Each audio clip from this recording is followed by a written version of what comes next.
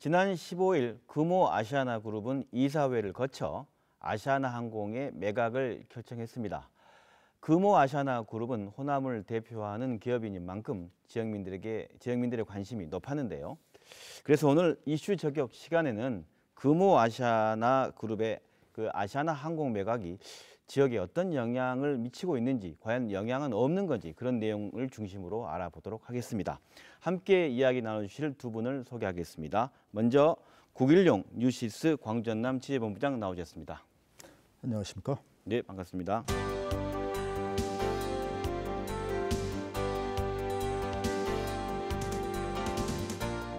이어서 전광섭 호남대 행정학과 교수님 나오셨습니다. 네, 안녕하십니까?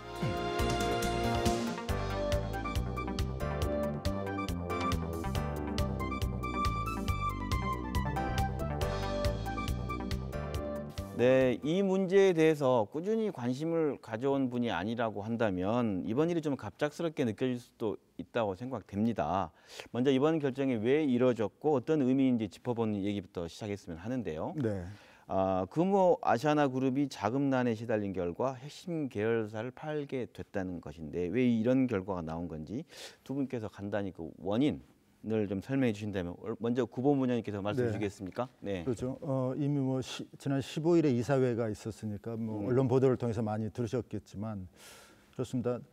금호 아시아나그룹, 아시아나항공이 창립 31년 만에 이제 금호의 품을 떠나게 되는데요. 네. 큰 틀에서 보면 그동안 유동성 위기에 시달려온 금호 아시아나그룹이 결국은 그 유동성 위기를 극복하지 못하고 핵심 계열사인 아시아나항공을 매각키로 하면서 채권단에 어찌 보면 백기투항한 것이다 이렇게 보여지기도 합니다. 또 그 이면을 보면 오너리스크, 지배구조가 분명히 오너리스크, 지배구조의 문제다. 것이다 이렇게 보여지고요. 일단 유동성 측면에서 보면 금호 아시아나그룹이 연말까지 채권단에 지불해야 될 돈이 1조 3천억 정도 됐습니다. 당장 25일에 600억 원대 회사채가 돌아오는데 그걸 갚기가 이제 역부족이었던 것이죠. 그러다 보니까 불가피한 선택을 한 것이다. 일단 유동성 측면에서는 저는 이렇게 보고 있습니다. 교수님께는 어떻습니까?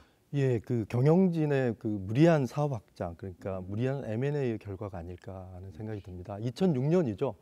이 박삼구 회장께서는 사업을 확장하면서 기업의 매출이랄까 성장을 좀 확대를 했습니다.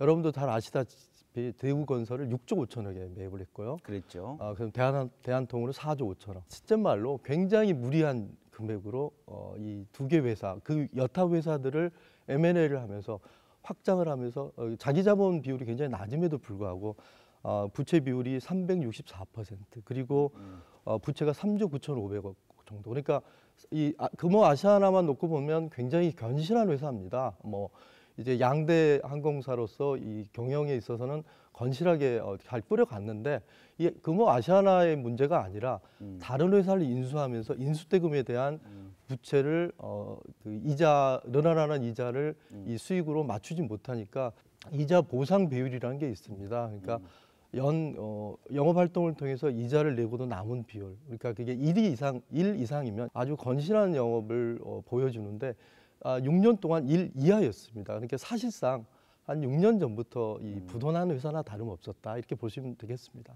네. 그런 점에서 교수님 말씀하신 그 부분 중요한 부분인 것 같은데요. 승리의 저주라고 이른바 그러지 않습니까? 인수합병에는 성공했지만 결국은 그것이 우리 기업의 발목을 잡는 것이다. 2006년도에 대우건설, 2008년도에 대한통운, 이게 결국은 지금의 금호 아시아나그룹의 유동성 위기를 자초했다. 또 2015년에 그러면서 금호산업이 이제 워크아웃으로 들어가고 그랬는데 그걸 다시 되찾는 과정에서 차입을 많이 한 게 이 결과를 낳았다 이렇게 보여집니다. 그런 점에서 오너 리스크가 있다 이렇게 보는 거죠. 근데 제가 또 첨언을 드리면 이 여행업계, 그러니까 항공 운송업계의 영업 상황은 굉장히 좋습니다. 그 여행 특수에 맞춰서 이 항공 산업에 대한 이 수지 구조는 굉장히 좋은데 그럼에도 불구하고 아시아나항공은 잘못된 경영진의 그 무리한 M&A에 의해서 금호 아시아나그룹을 매각하는 이 상황에 이르겠다는 점에서 굉장히 뼈아픈 그 경영의 실패 사례라고 볼 수 있겠습니다. 말씀 들어보면 결국 아시아나항공은 적자도 아니고 또 항공산업의 화랑 속에서 굉장히 가치가 있는 곳인데 경영상 그룹의 운영상의 문제 그리고 또 오너리스까지 결합돼서 이런 문제가 발생한 것 같다. 그렇게 해서 이 금호 그룹 내에서 아시아나항공이 이제 빠지게 된 거 아니에요. 매각이니까. 그 그룹 자체의 규모 상황이 변동이 발생하는 거죠. 어느 정도 규모가 어떻습니까? 규모 면에서 보면 아시아나항공의 지난해 매출이 대략 6조 2,012억 원 이렇게 집계가 됩니다. 네. 그룹 전체가 9조 7,239억 원이니까 한 63.7% 이렇게 되고요.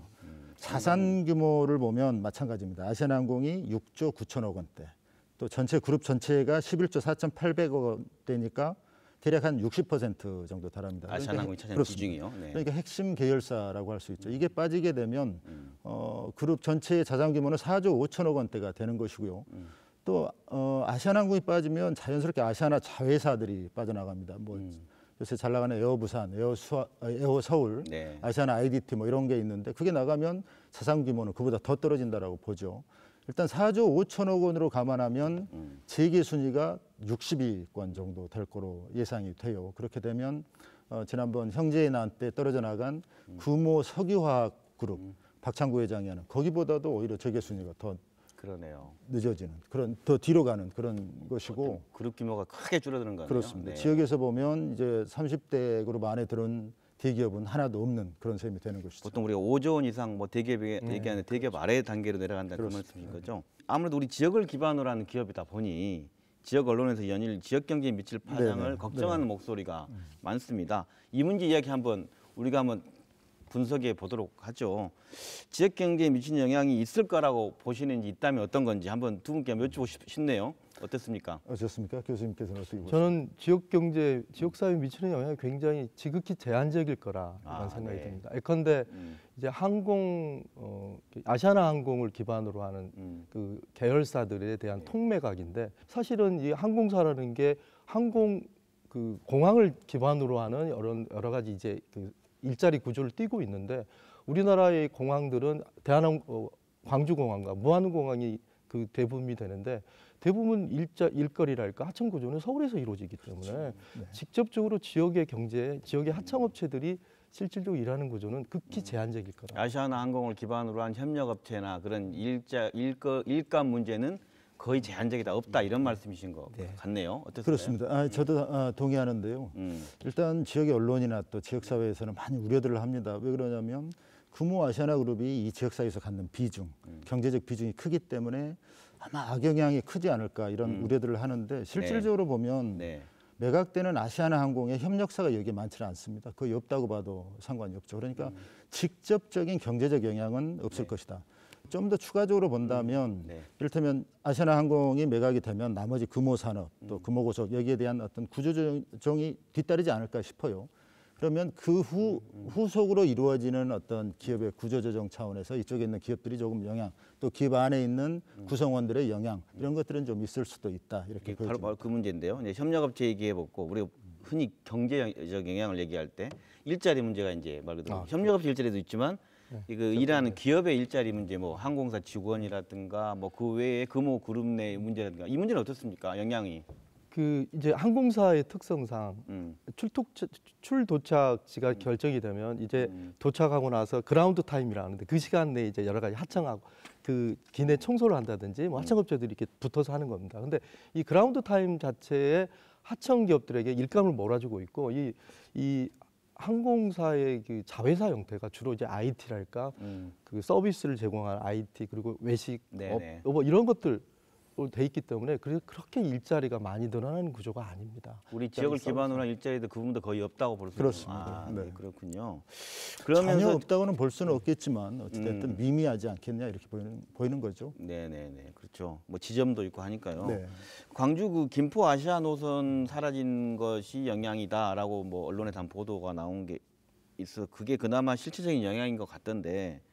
항공 거점으로서 그동안 아시아나 항공이 지역에 그만큼 역할이 맞느냐에 대한 부분도 한번 검토해봐야 미치는 영향 파장도 볼 수 있을 것 같은데 어떻습니까? 어찌됐든 여객 분야에서 이제 가장 좀 관심을 갖는 게 광주하고 김포 노선입니다. 이게 KTX 개통된 이후에 말 그대로 적자 노선입니다. 근데 그렇죠. 대한항공은 이미 KTX가 2015년 4월에 개통이 됐는데 2016년에 바로 폐지를 했습니다. 바로 뺐어요. 빠졌죠. 김포에서 아니 광주공항에서 바로 빠졌죠. 그렇습니다. 대한항공이. 아시아나항공은 이제 축소를 했죠. 그래서 주 2회 왕복 운행을 하는데 네. 이게 적자를 감수하면서 지역민들의 교통 편의를 위했다, 나는 이렇게 보여집니다. 이게 적자였군요. 적자 네. 노선, 적자 이용객이 노선이었죠. 적을 수밖에 없으니까요. 음. 그런데 이제 매각이 되면 이 노선에 대한 구조조정이 따를 수밖에 없습니다. 그러면 적자 노선에 대해서는 바로 뭐 재단이 들어올 것이고 지금 항공 수요 측면에서만 보면 폐지되지 않겠냐 이렇게 보는 시각이 많습니다. 그러면 아시아나항공 매각이 가져오는 어떤 지역의 교통 수송 체계 여기에도 적잖이 뭐 영향은 있다 이렇게 보여집니다. 하루 두 편이긴 하지만 급하게 이용해야 될 사람들에게는 요긴하게 쓰기도 했었거든요. 그런 점에서 좀 영향이 있죠. 그 정도 규모의 영향이라고 볼 수 있는 거네요. 근데 이제 항공편을 대체할 만한 다른 교통수단들이 이제 충분히 잘 깔려 있기 때문에 예컨대 오남선, KTX 오남선이랄까 그리고 육상 교통수단들이 잘 구비돼 있기 때문에 그 영향은 그렇게 미미하다고 그렇게 보여집니다. 오히려 역설적으로 당시에 호남을 기반으로 하는 기반의 금호그룹의 소속의 아시아나항공이니까 무안공항에서 좀 적자가 나더라도 중국 노선이나 처음에 베이징 노선이 있었는데 사라졌어요. 그리고 그 외 동남아 노선이나 이런 걸 좀 호남을 기반으로 하니까 투자해 보는 걸 호남 오히려 지역민들이 더 바랬는데 에어 부산 만들고 에어 서울 만드니까 오히려 더 서운함이 있었던 것 같아요. 이제 영업 기반이 서울, 부산 이렇게 되는 거죠. 그러니까 이 항공사나 항공사뿐만 아니라 모든 민간 기업들이 이제 수익을 베이스로 하기 때문에 뭐 그 이윤 창출을 극대화시키기 위한 조치니까는 뭐 그렇게 뭐라 할 수는 없는 거죠. 그래요. 그러면 아시아나항공을 넘어서 그룹 전체 규모로 우리 지역 경제에 미치는 영향을 좀 구체화해 볼 수 있는 게 있습니까? 어떻습니까? 경제 이론에서 보면 낙수 효과, 분수 효과 이런 게 있지 않습니까? 낙수 효과라는 것은 물이 위에서 아래로 흐르듯이 뭐 대기업이 발전하면 또 거기에 따른 연관 기업들, 중소기업 또 뭐 서민 경제까지 나아질 같이 것이다. 덕을 보는. 예, 이제 한 측면을 보면 전체 경제 정책을 할 때는 낙수 효과가 따로 적용이 됩니다만은 그런 측면에서 보면 물론 낙수 효과가 정확히 맞는 건 아니에요. 또 대기업에 대한 여러 가지 다양한 시각들이 있고 재벌 기업들이 갖는 그런 폐해도 많이 있지만 어찌됐든 경제의 한 측면에서 낙수 효과가 있다라고 봤을 때 우리 지역 경제에서 대기업 30대 그룹 안에 있었던 유일한 기업이 빠져나간다라는 것은 그만큼 영향이 있을 수 있다 이렇게 보여지고요. 특히 우리 지역 경제가 구조가 굉장히 취약합니다.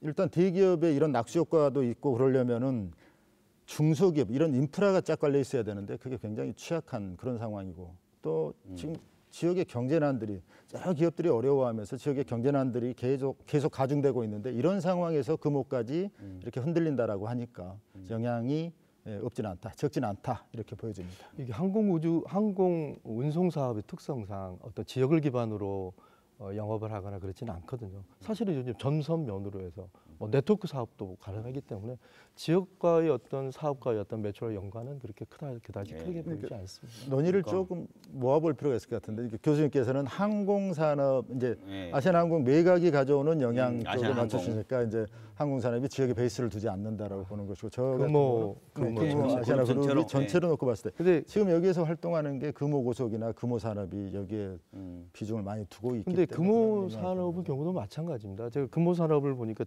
전통적으로 이 건설업적 특성이 수주 산업이고 그리고 공사 현장을 중심으로 일자리가 이루어지는 그런 구조입니다. 그리고 주로 이제 원청보다 하도급 중심의 어떤 그 일자리 구조이기 때문에 금호산업의 지금 전체적인 그 직원들 규모가 한 1,000여 명 정도 되고 매출액이 1조 한 4천억 정도 규모가 되는데 금호산업이 본사가 광주에 있다 한들 전체적으로 사업 현장 베이스로 가면 광주의 일자리나 광주의 어떤 사업에 기여하는 데는 그다지 영향 크지 않다고. 네, 그래서 그 두 분의 얘기를 이제 여기서 다시 한번 모아서 이렇게 해보도록 하죠.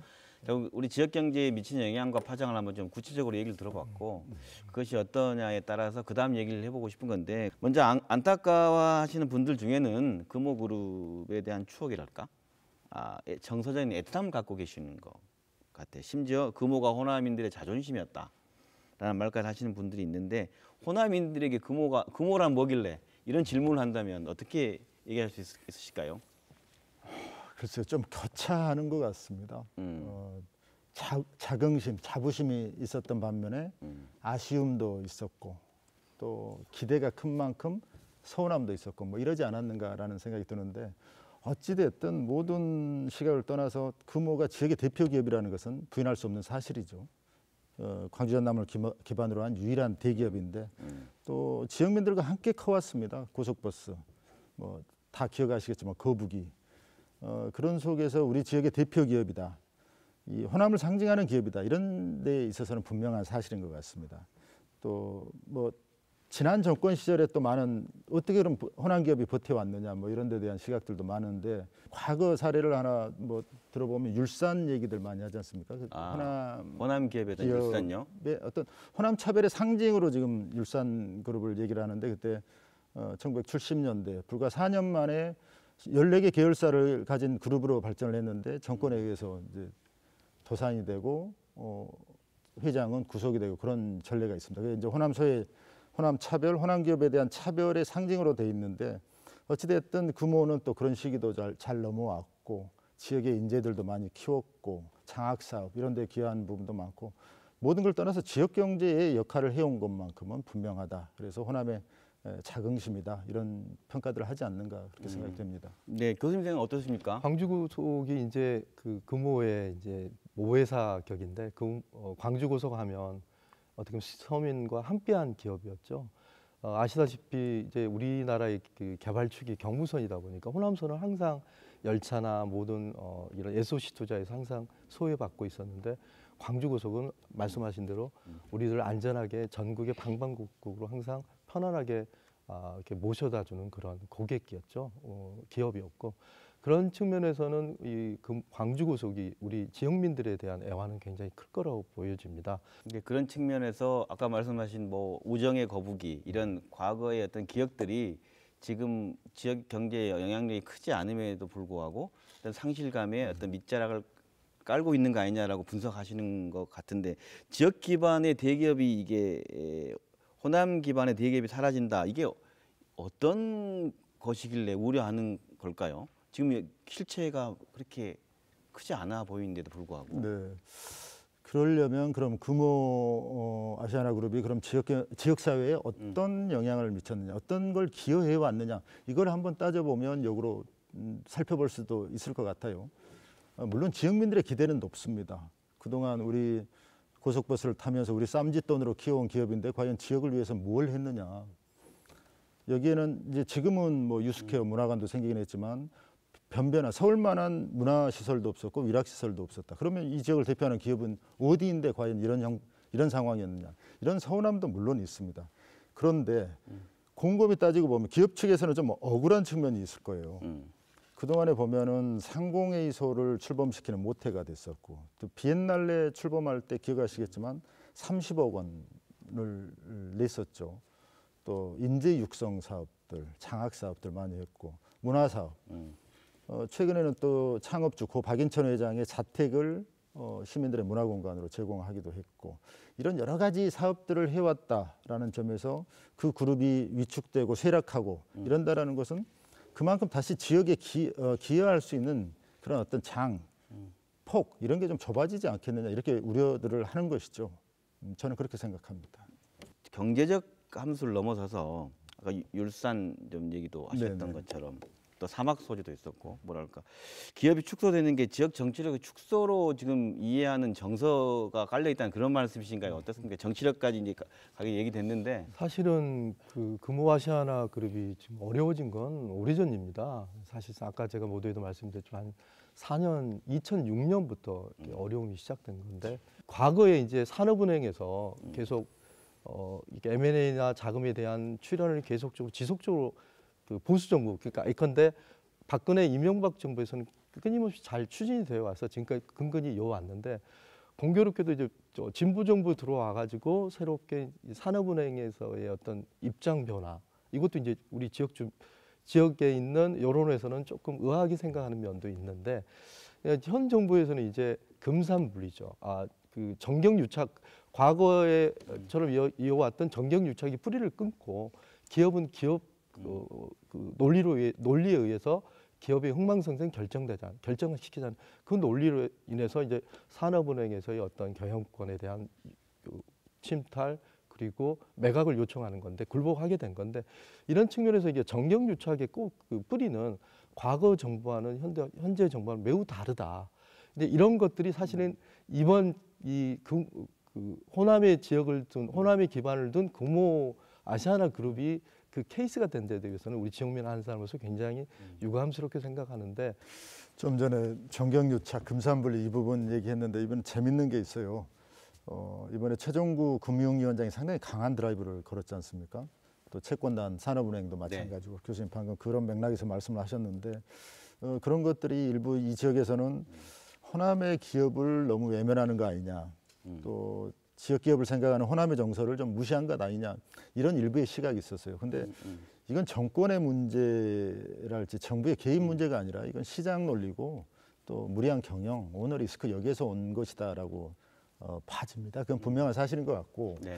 실은 산업은행이나 채권단에 대해서 좀 서운한 감정이 있다라는 것은 과거 정권 때 그런 사례가 있었다는 겁니다. 시장 논리로 봤을 때 도저히 안 되는 기업인데, 회생할 수 없는 기업인데 정권 차원에서 공적 자금을 투입해서 키웠고, 특히 호남 지역 기업들은 그런 데서 많이 소외되어 왔고 그런 과거가 있기 때문에 이번도 어떤 정부가 의지만 있으면 되지 않겠느냐, 그런 기대를 한 것이지만 분명히 그런 좀 분리가 돼야 말 되는 그대로 상황이죠. 경제로만 봐야 될 논리가 정치가 개입해서 그에 소외받아온 호남인들의 기억 속에 이번 금호일도 있을 수 있다. 그런 측면인지 이게 모르겠어요.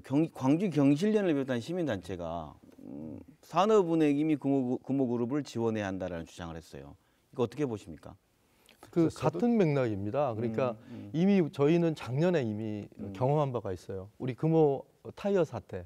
금호 타이어 사태가 났을 때 광주 지역의 그 전 관계 시민단체 할 것 없이 금호 타이어 살리기 운동을 펼쳤지 않습니까? 그런데 결국은 시장 논리대로 더블스타에 매각이 됐지 않습니까? 네. 이게 전례가 있습니다. 금호 타이어 방금 말씀하셨는데 그때도 정치권 또 상공회의소를 비롯한 경제계, 지자체 모두 나서서 살리자라고 했었죠. 거기까지 의미가 있다고 봅니다. 그 이후에 시장 논리에 따라서 더블스타로 넘어간 것은 그건 시장 논리인 것이고요. 또 광주은행 인수합병 때도 그랬었고, 기아자동차 위기 때도 그랬었고, 최근에 보혜 양조가 위기지 않습니까? 근데 젊은 청년들 사이에서 어떤 운동이 있냐면 위드 보혜라고 해서 SNS상에서 보혜를 살리자, 이런 운동들이 있습니다. 이건 어떤 지역민들의 정서라고 봅니다. 당연히 이뤄야 될 것이고, 또 금호 아시아나그룹을 아주 우리의 기업이다, 지역의 기업이다라고 소중하게 생각하는 그런 게 반영된 게 광주 경실련의 성명이다, 이렇게 보여지는데, 근데 저는 여기서 기업을 살리자는 것과 그러니까 경영주들, 대주주, 오너, 여기를 살리는 것과는 분명히 차이가 있다. 이번도 마찬가지입니다. 지금 지역민들이 얘기하는 것은 금호라는 기업을 살리자라는 것이지, 오너 리스크, 무리한 경영을 했던 대주주를 살리자라는 것은 책임을 같이 하자는 아니다, 말씀이죠? 그건 아니라는 거죠. 네.